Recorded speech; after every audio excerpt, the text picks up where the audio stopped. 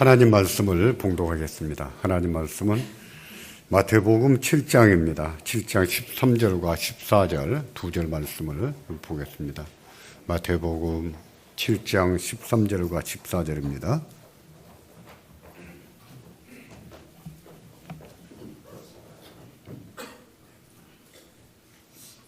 제가 받들어 읽겠습니다. 7장 13절. 좁은 문으로 들어가라. 멸망으로 인도하는 문은 크고 그 길이 넓어 그리로 들어가는 자가 많고 생명으로 인도하는 문은 좁고 길이 협착하여 찾는 이가 적음이니라. 아멘. 염치라는 말이 있습니다. 염치가 있다 없다 이런 말을 쓰는데 대개는 부정적으로 쓰지요. 염치가 없다 하는 말로 더 많이 씁니다. 염치가 무슨 뜻인가 하고 자전에 찾아봤습니다. 염이라고 하는 것은 청렴하는 것이나 또는 검소한 것을 말합니다. 청렴한 것, 검소한 것. 치라고 하는 것은 부끄러운 줄 아는 마음이에요. 도에 어긋났을 때, 잘못했을 때 부끄럽게 여기는 마음을 치라고 합니다. 그래서 우리말에서 국어사전에서 염치라고 하는 말이요. 청렴결백하고 정직하며 부끄러운 줄 아는 마음 이렇게 나옵니다. 파렴치라는 말도 있죠. 파라고 하는 말은 깨진다는 말인데 염치가 없다는 뜻입니다. 잘못하고도 잘못한 것을 부끄럽게 여기지 않는 마음이지요. 그래서 파렴치한 놈, 염치가 없는 놈 이렇게 말할 때는 그 사람의 인격과 관련된 욕으로 쓰는 거예요. 좀 욕 중에서도 강한 욕이죠. 제자백화 가운데 관자라는 분이 있습니다. 관포주기로 유명한 분인데 그분의 목민편에 보면은 나라를 버티게 하는 네 가지 덕목에 관한 얘기가 나옵니다. 그 네 가지가 뭐냐면 예, 의, 염, 치, 예의, 그리고 의로움, 그리고 청렴한 것, 그리고 부끄러운 줄 아는 것. 염치가 들어가는 거예요. 네 개 가운데. 이 네 가지를 사유라고 한답니다. 유는 뭐냐면 밧줄이라는 뜻입니다. 나라를 지탱케 하는 밧줄. 그런 뜻인데 이 네 가지가 그 밧줄입니다. 그래서 이런 말이 있답니다. 이 네 중에 사유 중 하나가 없으면 나라가 기울고 둘이 없으면 위태로워지고 셋이 없으면 뒤집어지고 모두가 없으면 그 나라는 파멸을 면치 못한다. 이해하셨어요? 한번 더 읽어볼까요? 사유가 있는데 예의 염치라고 했어요. 이 네 개 중에 하나가 없으면 나라가 기울고 두 개가 없으면 위태로워지고 셋이 없으면 뒤집어지고 넷이 다 없으면 나라가 파멸을 면치 못한다. 그 나라를 파멸로 이끌게 하는 그 네 개 가운데 그 중 두 개가 뭐라고요? 염치라는 거예요. 그러니까 염치를 아는 것이 얼마나 중요합니까? 사람은 염치가 있어야 합니다. 염치가 있어야 되죠. 특히 그리스도인들. 특히 그리스도인은 염치가 있어야 됩니다. 염치를 알아야 돼요. 좀 부끄러운 짓을 할 때는 정말 부끄러운 줄 알고.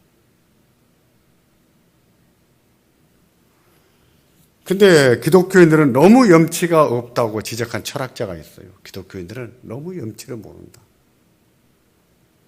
누구냐면 아마 우리말에는 키에르케고르 이렇게 이름이 번역이 되지 않나 싶어요. 키에르케고르라고 하는 철학자입니다. 그가 그렇게 말했어요. 그분은 기독교 실존주의 철학자입니다. 기독교의 실존적인 문제를 많이 다루는 분인데 예를 들면 죽음에 이르는 병 뭐겠습니까? 절망을 죽음에 이르는 병이다 이렇게 진단하고 글을 쓰고 하신 분인데 그분이 그렇게 말했어요. 이렇게 말했습니다. 기독교인들은 너무 염치가 없다. 그들은 십자가에 못 박혀 돌아가신 예수를 믿는다면서 세상에서 잘 먹고 잘 살려고만 애쓰지 그리스도의 고난의 십자가는 동참하지 않으려고 한다. 기독교인들은 너무 염치가 없다는 것입니다. 예수님의 십자가에 못 박혀 돌아가신 것, 그 예수를 믿는다고 하면서 그냥 이 세상에서 잘 먹고 잘 살라고만 애를 쓰지 고난의 십자가를 지려고 하지 않는다는 겁니다. 우리가 잘 아는 대로 인간은 십자가에 못 박혀 돌아가신 예수님을 믿음으로 구원을 받습니다. 예수님은 나의 주, 나의 하나님으로 영접할 때 자기 죄를 회개하고 그 예수님을 믿으면 그 믿음으로 말미암아 죄 사함 받고 구원을 받는 거예요. 이것은 하나님 말씀이고 진리입니다. 그런데 그리스도인들 중에는 적지 않은 사람들이 그 십자가를 지지 않으려고 한다는 거예요. 십자가의 고난에 동참하지 않으려고 한다는 겁니다. 다시 말해서 하나님 말씀대로 살 때 손해를 보거나 고난을 당하면 하나님 말씀대로 살지 않으려고 한다는 것이지. 예수 믿으면서 깍쟁이같이 살고 예수 믿으면서 이기주의자로 살고 예수 믿으면서 자기밖에 모르고 예수를 믿어서 천당 간다고 하면서도 봉사적인 삶이나 희생적인 삶을 살려고 하지 않는다는 겁니다. 그러면서 천국은 갈 것이라고 떠들고 다니는 겁니다. 그러면서 세상에서 잘 살기만을 바란다는 거예요. 키르케고르는 이런 사람들을 가리켜서 염치를 모른다라고 말한 거예요. 그리스도인으로서 이렇게 사는 것은 부끄러운 일인데 그걸 부끄러운 줄은 모른다는 거예요.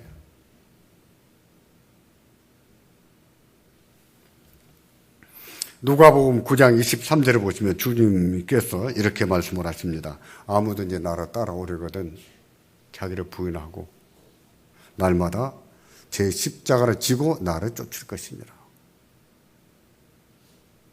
아무든지 나를 따르려거든 내 제자로 살려면 그리스도인으로 살려면 자기를 부인해야 살 수 있고 날마다 자기 십자가를 져야 살 수 있다는 거예요. 그렇지 않으면 내 제자가 아니란 뜻입니다. 그리스도인이 아니란 뜻이에요. 자기를 부인하지 않는 사람, 십자가를 지지 않는 사람은 그리스도인이 아니란 뜻이에요. 아무든지입니다. 우리가 이 말씀을 목사가 될 사람들에게나 해당되는 줄 생각하는데 그게 아닙니다. 모든 믿는 자에게 주신 말씀이에요. 누구든지 아무든지 나를 따르려거든 자기를 부인하고 자기 십자가를 져라. 십자가를 져라는 말은 죽으란 뜻이에요. 죽으라. 오늘 예배 중에 세례식이 있습니다. 그리스도인은 그리스도와 함께 죽은 사람이고 그리스도와 함께 사는 사람입니다. 그렇다는 사실을 도장을 찍는 것이 세례예요. 내가 하나님 앞에 세례받았다는 것은 나는 죽은 사람입니다. 나는 죽었습니다. 고백하는 거예요. 나는 죽고 나는 예수님과 함께 삽니다 하는 뜻이에요. 그런 뜻으로 세례를 받는 겁니다. 그러므로 그리스도인은 자기를 죽은 자로 여겨야 돼요. 우리 자신을 죽은 자로 여겨야 됩니다. 나는 죽었습니다. 죽은 자로 여기고 살아야 돼요. 그런데 십자가를 안 집니까? 그런데 십자가를 지지 않으려고 합니까? 그런 사람은 그리스도인이 아닙니다. 교회는 다녀도 그리스도인이 아니죠.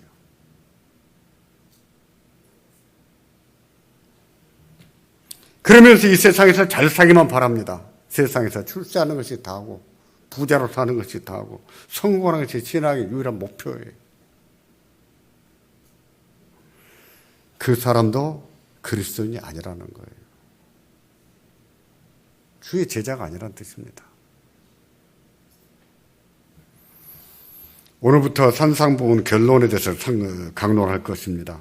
산상부훈의 결론이 이런 사실을 증거하는 것이거든요.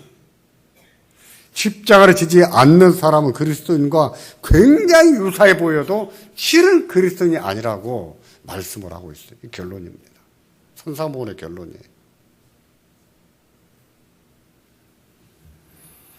산상보호는 하나님 백성의 규범입니다. 하나님 백성 어떤 사람인가, 어떤 성품과 어떤 가치를 가지고 살아야 되는가를 가르쳐 줍니다. 예수님께서는 이에 대해서 말씀을 하시면서 하나님 백성들을 당시의 주류였던 서기관, 바리새인들과 비교해서 말씀하셨어요. 그들은요, 하나님 백성과 대단히 유사해 보였지만 그들은 하나님 백성이 아닙니다. 예수님은 그들의 가식과 그들의 위선을 지적하시면서 그들에게 화가 있을 것이라고 경고하셨어요. 화가 있을 것이다. 여기서 말하는 화는 저주입니다. 저주가 있을 것이다 말씀하신 거예요. 그리스도인은 그들과는 본질적으로 다른 존재라는 뜻입니다.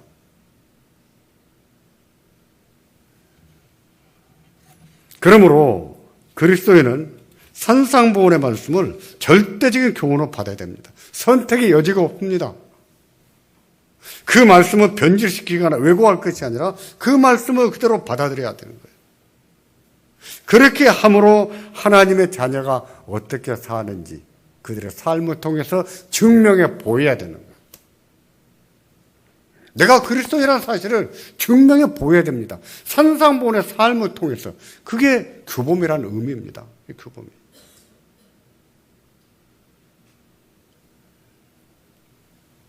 우리가 산상보훈의 말씀을 자주 읽고 묵상하기를 바랍니다. 제가 왜 15년 전에 설교했던 것을 다시 한다고 그때부터 외쳤겠습니까? 그만큼 산상보훈이 중요하기 때문이에요. 교회가 무엇인가? 그리스도인이 어떤 사람인가? 보여줄 수 있기 때문이에요. 그래서 산상보훈을 읽고 숙지하고 따라 살아야 되는 거예요.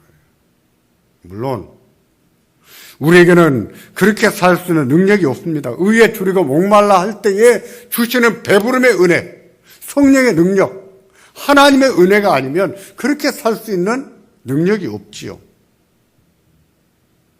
의에 줄이고 목말라 할 때에 하나님이 주시는 그 성령의 능력, 그 은혜가 있을 때에 그 말씀대로 살 수 있는 거예요.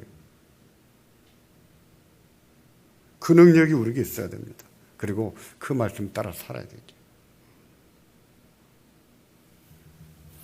마태복음 7장 13절부터 27절까지가 산상보훈의 결론입니다. 예수님께서는 산상보훈의 결론을 맺으면서 그 말씀대로 살 것을 교훈하시는데, 그런데 이 결론은 경고 형식으로 되어 있습니다. 경고 형식이에요. 첫째, 좁은 문으로 들어가라. 들어가지 않았다가는 죽는다. 그러셨어요. 망한다. 그러셨습니다. 둘째 경고입니다. 거짓 선지자들을 조심해라.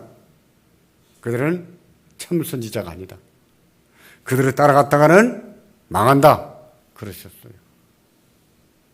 세 번째, 집을 반석 위에 지으라 했습니다. 반석 위에 집 짓기가 힘들다고 해서 평지에 모래 위에 집을 지었다가는 망한다. 망한다고 경고하신 거예요.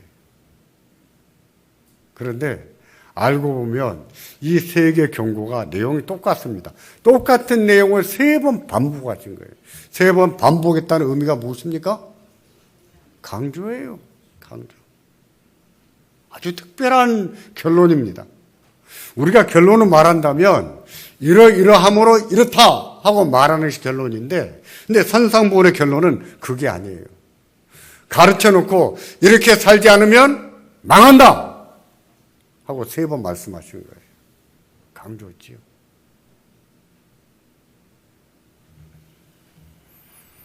오늘은 그 결론 가운데 첫 번째 결론만 상고할 겁니다. 두 번째, 세 번째는 다음 주가 고난주간이므로 고난주간 부활주일 지난 다음에 강론하겠습니다. 첫 번째 결론입니다. 첫 번째 결론은 좁은 문으로 들어가라는 거예요. 본문 7장 13절입니다. 같이 보실까요? 다 같이 보십니다. 좁은 문으로 들어가라. 멸망으로 인도하는 문은 크고 그 길이 넓어 그리로 들어가는 자가 많고. 좁은 문으로 들어가라. 했으면 좁은 문이 어떻다라고 설명하셔야 되는데 좁은 문에 대해서 설명하지 않고 좁은 문으로 들어가라 한 다음에 넓은 문은 멸망의 문이다 이렇게 말씀을 해요.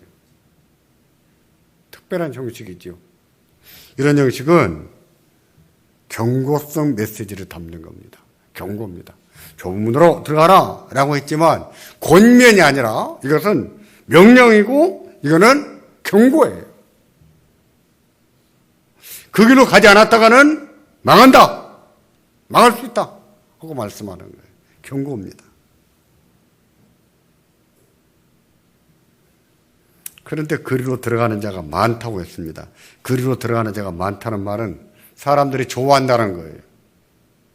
넓은 길로 가는 것을 사람들이 좋아한다는 겁니다. 그런데 그것이 멸망의 문이라는 것을 모르고 있다는 겁니다. 사람들이 그 길을 좋아하는데 실은 그것은 멸망의 문이에요. 죽음의 길입니다. 그런데 그걸 모르고 좋아해요.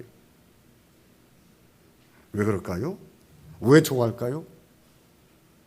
크고 넓기 때문입니다. 자기 입맛에 맞기 때문이에요. 편리하기 때문이에요. 편리하고. 자기 입맛에 맞아요. 하나님 말씀대로 힘들게 살지 않아도 되고 애쓰며 살지 않아도 편리하게 믿어도 된다고 하는 자기 입맛에 맞음이죠. 그래서 그 문이 멸망의 문이라는 것도 모르고 그 길을 좋아하고 따라간다는 뜻입니다.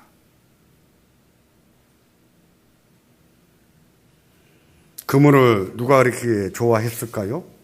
예수님은 지금 누구를 경계하면서 이 말씀을 하겠습니까? 서기관들과 바리새인들이에요. 서기관과 바리새인들은 자기들의 믿음이 참된 믿음인 줄 알았습니다. 그런데 아니었어요. 그들은 자기가 잘 믿는 걸로 생각했습니다. 아니었습니다. 그들은 가짜였어요. 그들의 믿음은 죽은 믿음이었습니다. 그래서 예수님은 산상보훈을 가르치시면서도 그들처럼 살지 말라고 하신 거예요. 그렇게 살지 말아라. 그러면서 우리에게 경고하셨습니다. 산상보훈 5장 20절에 보시면 이런 말씀을 하십니다. 너희 의가 서기관과 바리새인보다 더 낫지 못하면 결단코 천국에 들어가지 못하리라. 서기관이나 바리새인 같은 식으로 믿었다가는 절대로 천국에 들어가지 못한다는 겁니다. 그들처럼 편리하고 손해도 안 보고 고난도 안 당하면 좋겠지만 그럴 수는 없다는 거예요. 그럼에도 그렇게 추구하고 믿는 것은 믿음이 아니라는 것이죠.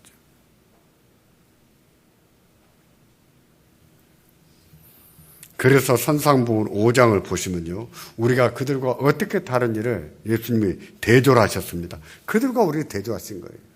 살인하지 말라, 간음하지 말라, 맹세하지 말라, 원수한테 보복하지 말라, 원수를 사랑하라. 이런 말씀을 하시면서 그들과 우리를 대조하신 거예요. 대조하시면서 너희가 들었으나 나는 너희에게 이렇게 말한다라는 형식으로 말씀을 하십니다. 제자들은 그들로부터 듣고 배웠습니다. 예수님 만나기 전에는. 그건 틀렸다는 거예요. 그건 아니라는 겁니다. 그래서 나는 너희에게 이렇게 가르친다 하고 말씀하신 거예요.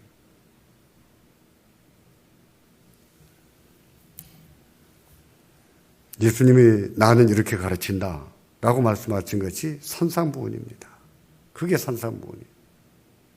따라서 우리가 물과 성령으로 거듭난 성도라면 그들처럼 믿어서는 안 됩니다. 편리하다고 해서 내 입맛에 맞다고 해서 그들을 따라가서는 안 되는 거예요.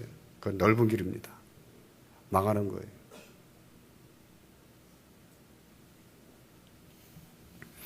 한국 교회는 세속주의 바람이 아주 거세게 불고 있습니다. 세속주의. 내세적인 신앙은 없고 현세 기복적인 신앙이 대세를 이룹니다. 목사들의 설교도 세속화되고 교인들은 그걸 너무 좋아합니다. 너무 좋아해요. 여러분도 부자가 될 수 있습니다. 믿으십니까? 안 속네요? 여러분도 성공할 수 있습니다. 여러분도 잘 될 수 있어요. 기도해 보세요. 하나님이 여러분의 기도를 들으십니다. 축복하십니다. 얼마나 기분이 좋습니까? 얼마나 듣기 좋습니까?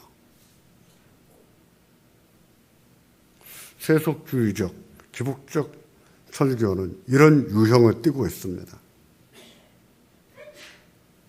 성경 그렇게 말하지 않아요. 성경 부가 중요하다. 열심히 살아라. 라고 가르쳐요. 그러나 부보다 더 중요한 것이 있다고 말씀을 해요. 부보다 더 가치 있고 더 중요한 것이 있다고 말하지 않습니까? 근데 그것을 모르고 오로지 부가 전부라 생각합니까? 그렇게 생각해요. 그래서 사람들이 좋아합니다. 엄청나게 좋아해요. 그걸 알기 때문에 목사들도 교인들이 좋아하는 그것을 뿌리칠 수가 없는 거예요. 욕을 받는 것이죠. 정말 어렵습니다. 제가 속는지 안 속는지 보려고 여러분도 부자가 될 수 있습니다. 여러분의 얼굴이 환하게 밝아졌어요. 여러분 죽으세요. 죽어야 됩니다. 죽어야 삽니다. 그런 소리하면 얼굴이 다 창백해져요. 굳어버립니다. 우리 교회 교인들도 그래요. 그런 창백해져가는 얼굴을 볼 때 제 마음이 답답해져요. 그런다고 가난하게 되는 것이 아닌데, 그런다고 못 사는 것이 아닌데, 왜 그렇게 그런 말을 좋아하는가? 안타까운 거예요. 교인들이 너무 좋아하니까 목사들이 그 욕을 뿌리치지를 못하는 거예요. 지난주에 김재능 선교사를 만났습니다. 김재능 선교사 우리 교도 여러 번 와서 설교도 했습니다만 강의도 하고 지금 다니는 교회에 원주에 있는 교회 다니는데 그 교회 목사님 설교가 매주 그렇다는 거예요. 그런데 자기 보고 한 달에 한 번씩만 설교를 하라고 한답니다. 그런데 다른 데서는 안 그랬는데 여기서는 극구 사양한다. 그래서 한 번도 안 했다. 이유가 뭐냐면 자기는 그렇게 설교를 안 하는데 그렇게 안 하면 교인들이 그냥 분별이 되겠죠. 담임 목사님 설교와 자기 설교 어떻게 다른가 판단이 돼버리겠죠. 그래서 담임 목사가 곤란해질까 봐 자기가 절대 설교를 안 하고 극구 사양하고 끝까지 안 한다는 거예요. 앞으로도 그럴 거라.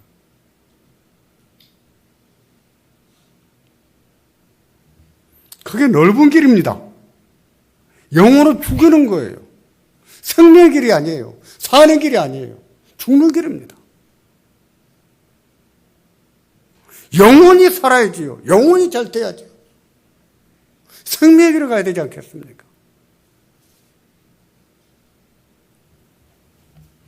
좁은 문은 넓은 길과 다릅니다. 그리로 가는 사람들이 많지가 않아요.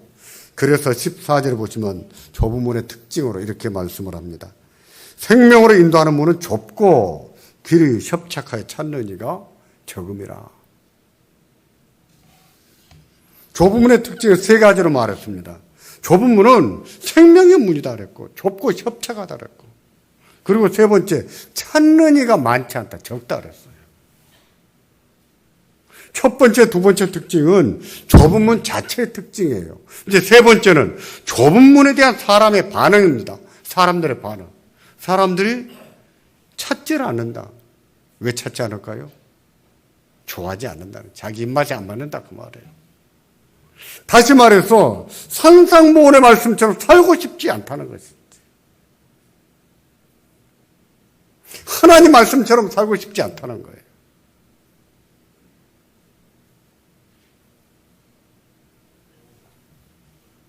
좁은 문은 생명으로 인도하는 문입니다. 이것은 죽느냐 사느냐의 문제예요. 죽느냐 사느냐의 문제. 지옥이냐 천국이냐의 문제입니다. 영생이냐 영벌의 문제냐 문제입니다.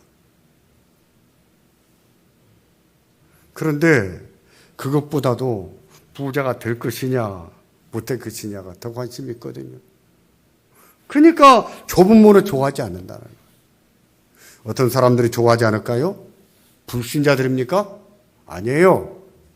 교회 다니는 사람들이 그렇다는 거예요.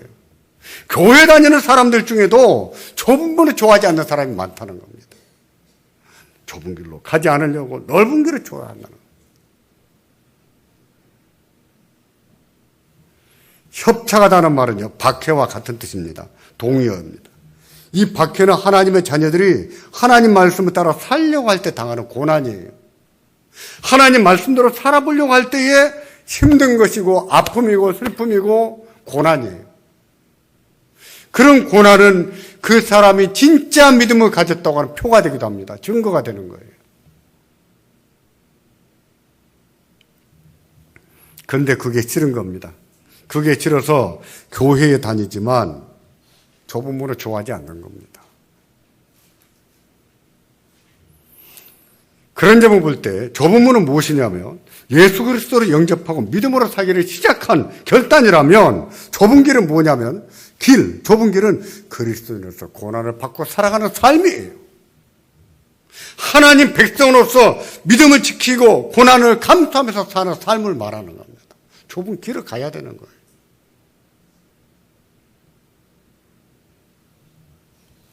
산상보훈의 말씀이 그렇습니다. 산상보훈의 말씀이 좁은 문입니다. 좁은 길이에요. 사람들이 좋아하지 않아요. 산상보훈 가르치면 아멘도 안 해요. 그러니까 교회들이 산상보훈을 안 가르쳐요. 교인들이 부담을 느끼니까, 싫어하니까, 아멘 안 하니까 안 가르치는 거예요. 저도 압니다. 사람들이 싫어한다는 거. 그러나 넓은 길이 생명이 아닙니다. 좁은 길이 사는 길이에요. 자기가 죽는 길이 믿음의 길이에요. 자기가 죽이고 사는 것이 예수를 따라가는 것입니다. 우리가 어떻게 할까요? 좁은 문으로 갈까요? 넓은 길로 갈까요? 어떻게 하시겠습니까? 좁은 문으로 가기를 바랍니다. 좁은 길로 가기를 바랍니다. 생명의 길이에요. 예수님 때문에 참아야 될 때가 있습니다. 예수님 때문에 져줘야 될 때도 있는 거예요. 예수님 때문에 용서해야 될 때도 있고 예수님 때문에 사랑할 때가 있는 거예요. 사랑하기 싫어도 예수님 때문에 해야 될 때가 있는 거예요. 그렇게 사는 것이 좁은 길을 가는 겁니다. 거기에 주의 삶이 있고 거기에 구원이 있습니다. 죽을 때에도 그분들이 하나님의 위로를 받는 겁니다. 천국도 그분들이 들어가는 거예요. 하나님이 그들을 환영하실 거예요. 기다리실 거예요. 예수님이 천사들과 더불어서 너 고생 많았지. 세상에 살면서 고생 많았지. 예수님이 환영하시면서 여러분들을 품에 안아주실 것입니다. 우리가 좁은 길로 갈 수 있기를 바랍니다. 하나님이 함께 하시고 하나님이 능력 주심으로 갈 수 있는 거예요. 좁은 길로 가기를 주의 이름으로 축원합니다. 축원합니다. 기도하겠습니다.